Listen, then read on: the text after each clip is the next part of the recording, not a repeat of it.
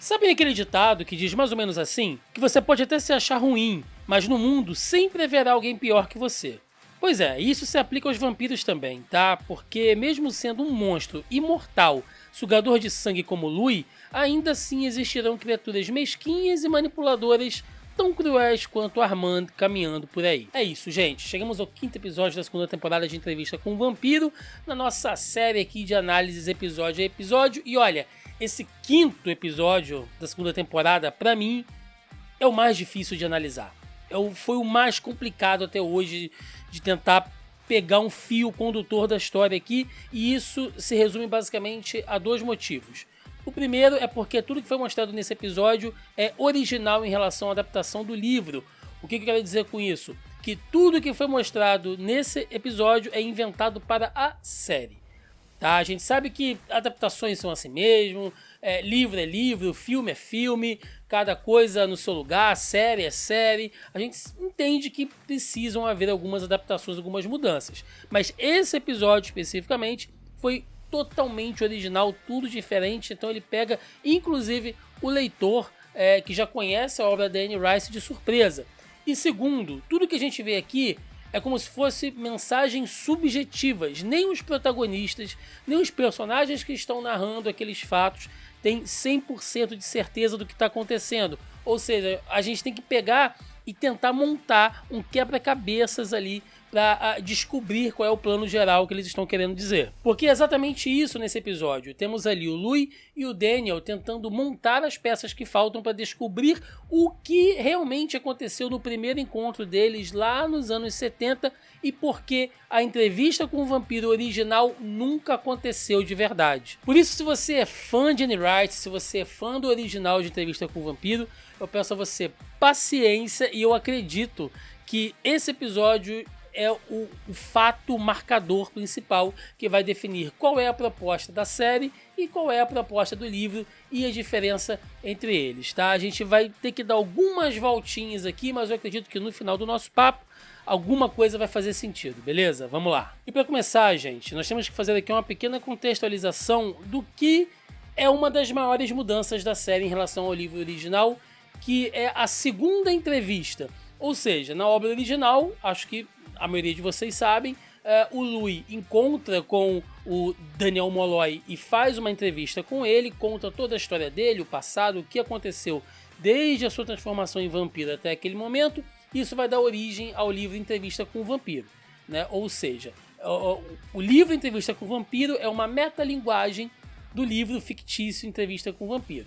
Ok, isso todo mundo entendeu. Acontece que a série ela faz uma segunda entrevista, como se a entrevista original tivesse dado errado, e aí eles estão se encontrando ali 50 anos depois para poder fazer uma nova entrevista com o Louis dando novos pontos de vista do que aconteceu. Basicamente essa é a história, só que durante toda a série até aqui a gente começa a notar que faltam partes, faltam momentos, a memória do Louis ora vai para um lado, ora vai para o outro. O próprio Daniel Molloy não consegue se lembrar muito bem das coisas que aconteceram naquele encontro deles nos anos 70, e isso vai sendo empurrado com a barriga boa parte da série. E aqui chegou o momento deles tentarem acertar esses pontos. Isso é já muito importante no começo dessa temporada, a gente falou isso lá nos vídeos anteriores, quando logo no iniciozinho o Daniel é encontrado ali, né, confrontado pelo Raglan James, que é um membro da Talamasca, né? De novo, só dando uma recapitulada aqui, a Talamasca é uma organização secreta que existe desde um período medieval, que tem a função de observar e estudar criaturas e fatos sobrenaturais. Então, lobisomens, vampiros, fantasmas, casos de manifestações de poltergeist, tudo isso é caso de estudo e observação por parte desse grupo. Eles são muito antigos, muito poderosos, ricos e influentes, né, na sociedade mundial, e eles detêm alguns segredos que até então estavam perdidos. O Raglan James é um desses membros que chega até o Molloy e entrega para ele um monte de arquivo e fala: olha, é isso que estão escondendo de você.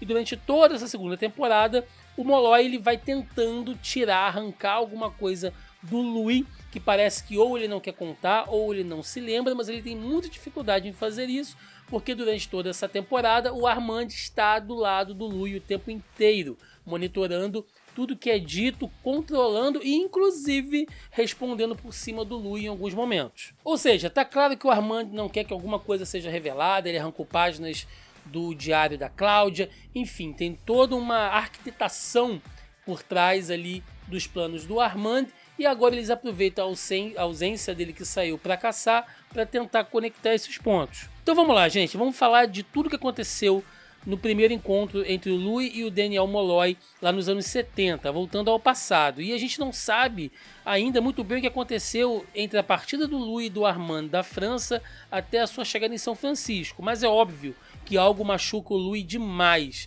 e durante a primeira entrevista ele deixa isso claro ao Daniel. E uma das coisas que eu já percebi logo de cara nessa entrevista original é que aqui nós temos aquele Louis lamentoso, aquele Louis entristecido, depressivo, que sente uma solidão e uma dor infinita, que é o Louis que a gente conhece do original, né? Que inclusive eu vejo muitas pessoas que assistiram a série dizendo que esse Louis ele não é tão depressivo, ele não é tão gótico quanto o Louis original. É verdade, mas aqui nesse Louis dos anos 70 a gente vê alguém ali que se sente muito só e encontra lá no Molloy alguém que será um bom ouvinte. E isso faz parte também da motivação do Louis em querer escrever o livro, porque às vezes a gente se esquece desse ponto, né? Afinal de contas, ele é o argumento central da história. Por que diabos o Louis quer dar essa entrevista? Por que ele quer escrever esse livro? Por que ele quer se revelar? Por que ele está disposto a quebrar as leis vampíricas, se expor e se arriscar por causa disso? Bom, na obra original é porque ele está em um momento que ele está sozinho, há muito tempo ele não se vê tão sozinho, sem o Lestat, sem a Cláudia, sem o Armand, ele está tendo dificuldades em levar a pós-vida dele de diversas maneiras, ele tem muitos arrependimentos, ele tem muitas questões interiores não resolvidas e ele quer fazer algo disruptivo e por conta disso ele quer dar essa entrevista.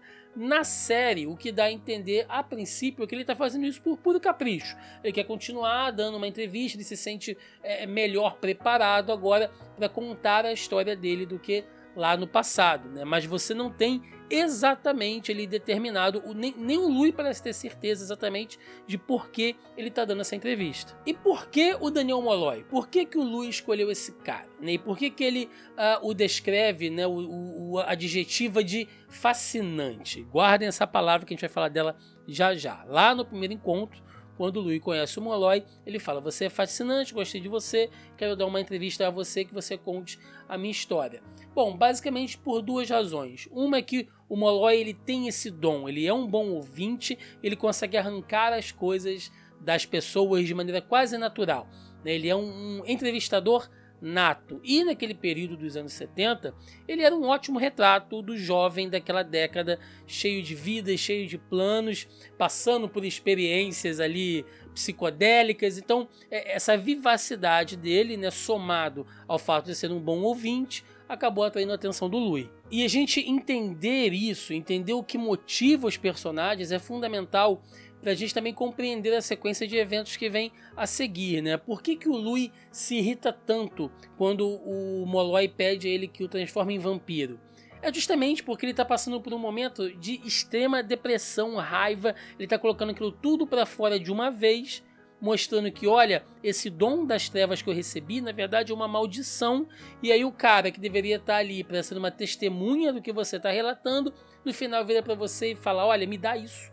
Já que você não quer, me dá, né? Ou seja, tem um cara dizendo que isso é errado, isso não deveria existir, e o outro dizendo: não, eu quero. Aquilo causa uma quebra, aquilo dá um choque de realidade no Louis, e por conta disso ele se revolta e ataca o Molloy, até que ele é salvo ali, ele é interrompido pelo Armand.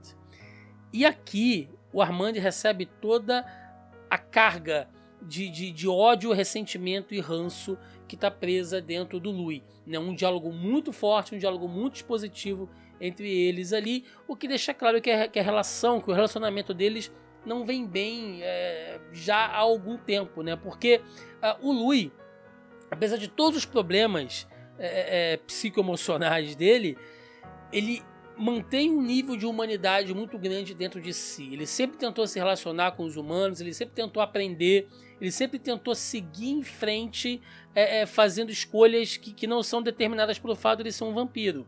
O Armand, ele é completamente oposto disso. O Armand, ele é um vampiro, ele é um personagem anacrônico, ou seja, ele não consegue, ele tem dificuldade, melhor dizendo, em acompanhar o avanço das eras. Esse Armand, que a gente vê nos tempos atuais ali, que está rolando nessa segunda entrevista, já está muito mais adaptado. Porém, para que ele tenha chegado até esse ponto, também passou por alguns processos, principalmente de controle e possessão, já que o Armand ele é um personagem extremamente possessivo, para que ele tivesse essa segurança, porque até então o Armand sempre foi um cara dependente, ele sempre teve ali a sombra do Marius, que é o seu criador, depois ele teve a sombra dos filhos de Satã, que foi o clã que ele liderou e também fez parte da realidade dele. Depois chega o Lestat, por quem ele acaba tendo um relacionamento, uma admiração. Depois o próprio Louis entra na vida dele ali no Teatro dos Vampiros, ou seja, é um cara que viveu mais de 500 anos sempre estando atrelado a alguém, sempre vivendo o sonho, a vida e a vontade de outra pessoa. E aí o Louis vira pra ele e fala: você é chato, você não consegue ser diferente, você é monótono, é cinza, né? Isso machuca o Armand, porque na cabeça dele, ele vive a existência dele em prol de agradar ao próximo, ele não consegue se desvencilhar disso. E outras duas coisas ainda machucam mais o Armand nesse relacionamento com o Louis. Uma é que o Louis não esquece o Lestat. Ele está sempre falando do Lestat. Nessa entrevista dos anos 70, ele fala com rancor, com pesar. Ele ainda está muito machucado pelo que aconteceu lá no passado deles. Na entrevista mais recente, ele fala até com certo afeto, um pouco mais de compreensão. Mas a verdade é que o Lestat nunca saiu da mente do Louis, do coração dele em momento nenhum. E isso é perturbador para o Armand demais. E como se não bastasse, ainda tem essa afeição que o Louis sentiu por um simples humano que foi o Molloy, né? Lembra que eu falei? Guarda essa palavrinha fascinante. O Armand fica possessivo nisso. Ele chega, ele pega o corpo ferido lá do Molloy e fala: por que você é fascinante? Deixa eu ler a sua mente, deixa eu entrar dentro da sua alma. Nossa, você foi um adolescente meio escrotinho, né? Você é um cara meio babaca, você não tem nada de especial, você é simplório, você é medíocre. E por que você é admirado e eu sou taxado de chato? Por que você é fascinante e eu sou monótono? O que você, que é um pedaço de carne pra gente se alimentar, né? Pra gente, que eu digo nós vampiros, por que você é tão especial e eu não? Né? E o Armand ele não consegue aceitar isso, ele não consegue entender que o que deixa o Molloy fascinante é justamente a vida dentro dele. Olha só, é uma coisa que o Louis enxerga e o Armand não, porque ele está vivo há tanto tempo, ele já passou por situações tão traumáticas que ele já está descolado da maioria dos sentimentos racionais e dos sentimentos humanos. Ele perdeu essa conexão. O Armand perdeu essa conexão há muito tempo. O Louis ainda a mantém. O Lestat também tinha muito dessa conexão de relacionamentos humanos. E o Armand não. E é aqui que é o ponto de ruptura entre eles. E é então que, tomado pela dor e pelas drogas no sangue do Daniel, que o Louis resolve dar cabo da própria imortalidade ao encarar o sol da manhã. E só não acaba destruído porque é salvo pelo próprio Armand.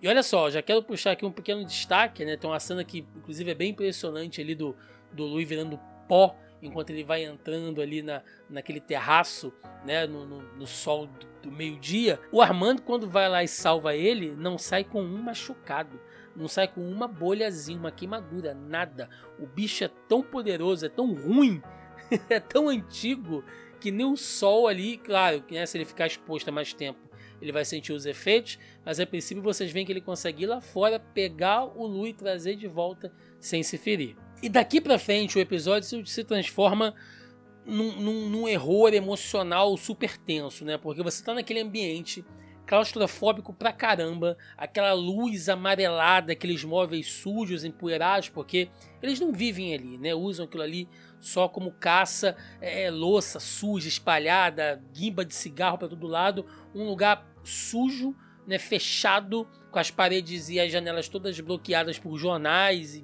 e cortinas escuras. Em um cômodo você tem o Louis gemendo de dor o tempo inteiro porque está carbonizado, e no outro o Molloy ainda sofrendo ali porque teve seu pescoço arrancado, quase morreu, teve hemorragia, né? E aí, enquanto o Armand tortura psicologicamente o Louis, ele tortura fisicamente o Daniel Molloy, né? É um show de horror. E aí, gente, nesse ponto, voltamos àquilo que nós falamos lá no início do vídeo.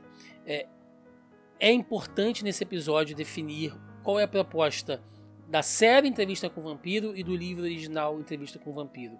No livro original, ele trata de temas como a vida eterna, ele trata de temas de como o amor e o ódio, se não forem tratados a longo tempo, como eles se mesclam, eles se misturam, né? Eles tratam sobre questões da existência, né? do tema do existencialismo, se a gente for ver a partir de um ponto de vista mais filosófico. Ele trata sobre essa dualidade do maniqueísmo cristão entre bem e mal, né? Qual é o nosso papel, afinal de contas, o que Deus espera de seres humanos e monstros, no caso de vampiros, né? O que define realmente o bem e o mal perante o coração do ser humano? É a criação, é o caráter, é a religiosidade? Entrevista com o Vampiro trata disso tudo no original.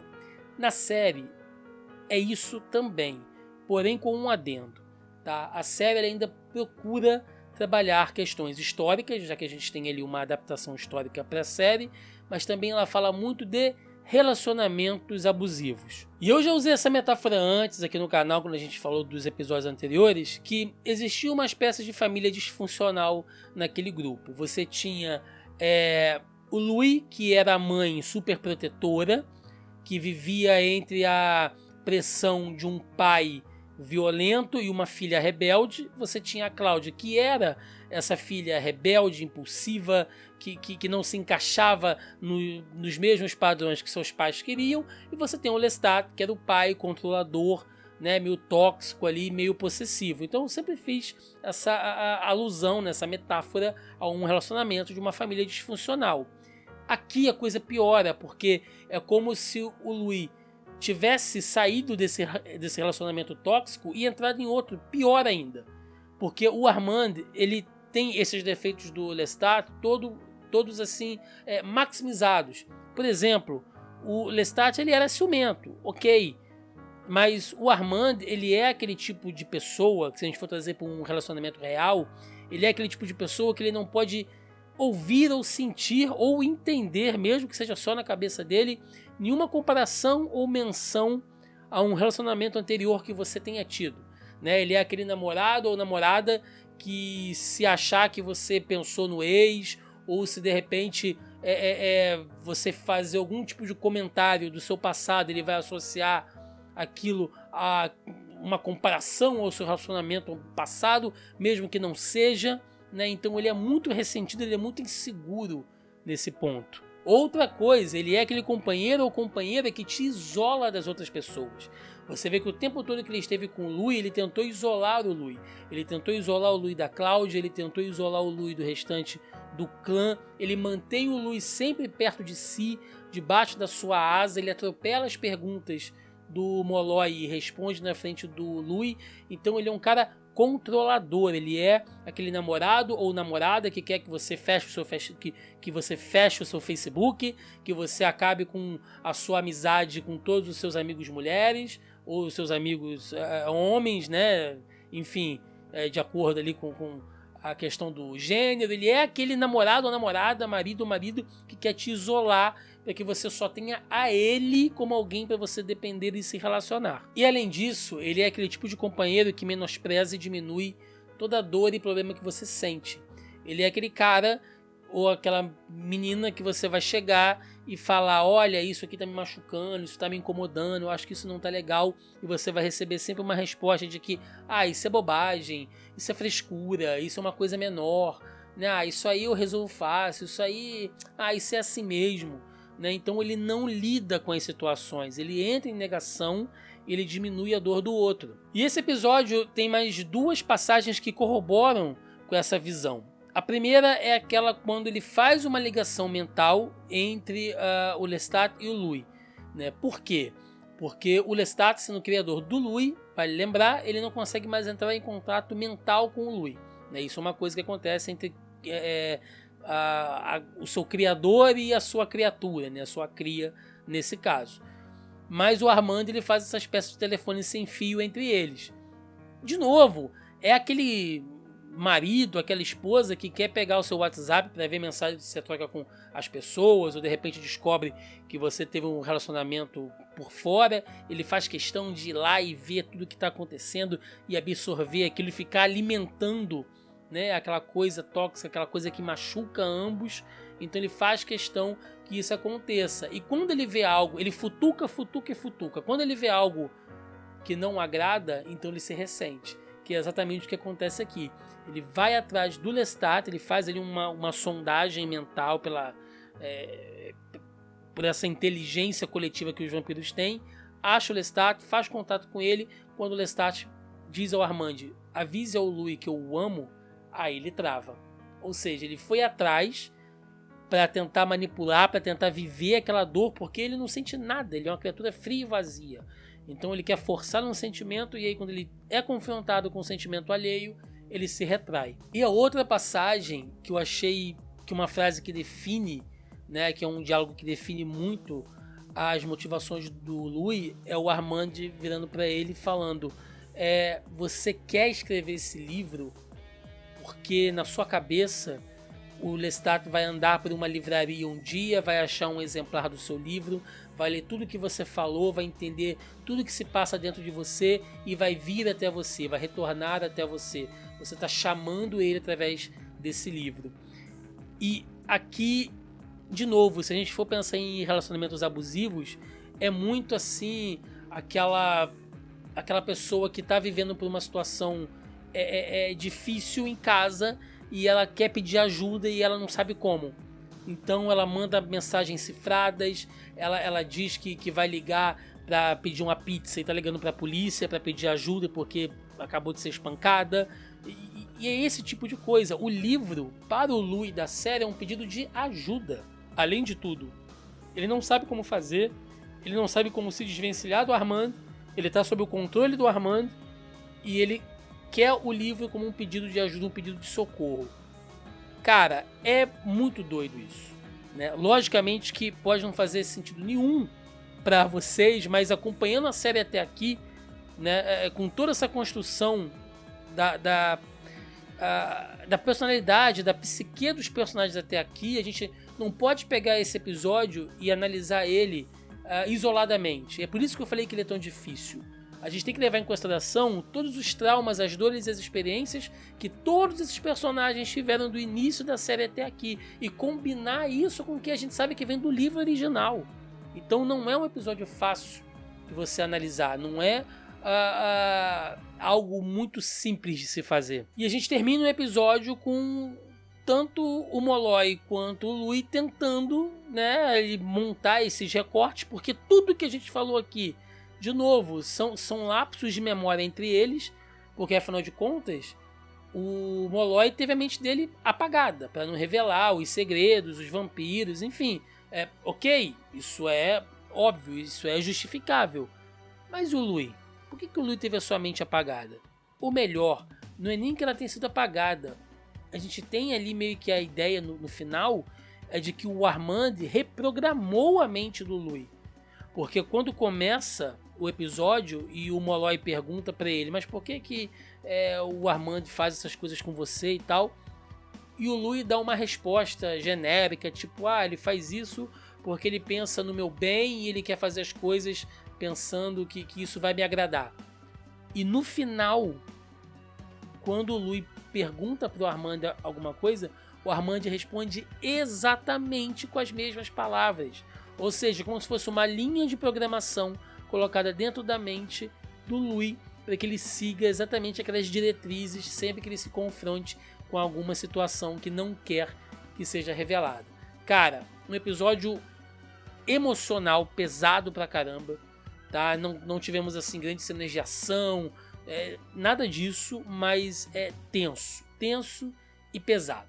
É isso. Espero que vocês tenham gostado de mais um vídeo de análise de entrevista com o vampiro aqui no canal. Faltam só 3 episódios pra gente acabar, né? Mas a gente ainda vai falar mais de Anne Rice aqui. Já já a gente vai falar sobre o Vampiro Lestat, né? O livro aí que a gente tem que ler agora para analisar para a 3ª temporada da série. Ainda tem As Bruxas Mayfair, que a gente nem começou a falar aqui. Ou seja, tem muita Anne Rice ainda pra gente citar. É isso. Eu espero que vocês tenham gostado. Deixem nos comentários a sua opinião, se vocês tiverem alguma percepção em relação a isso, né? Até onde vocês foram também aqui em relação à série, se faz sentido para vocês algumas dessas observações e impressões que a gente trouxe aqui. Deixa suas dúvidas aí, comenta, que ajuda a engajar o vídeo também, né? Se não tiver nenhuma pergunta, nenhum comentário nem nada, só dá um joinha aí, manda um alô que ajuda a engajar o vídeo também. Se você acha que o nosso trabalho aqui vale a pena, não esqueça de dar aquele like, compartilhe com outras pessoas também, com outros amigos, com outras pessoas que gostam de histórias de vampiro, que gostam de entrevista com vampiro. Ajuda a gente a espalhar a palavra da Anne Rice, e se inscreva no canal aí, se vocês acham que a gente merece, pra gente continuar aqui ainda trazendo mais e mais novidades para vocês. É isso, eu vou ficando por aqui, até a próxima e valeu!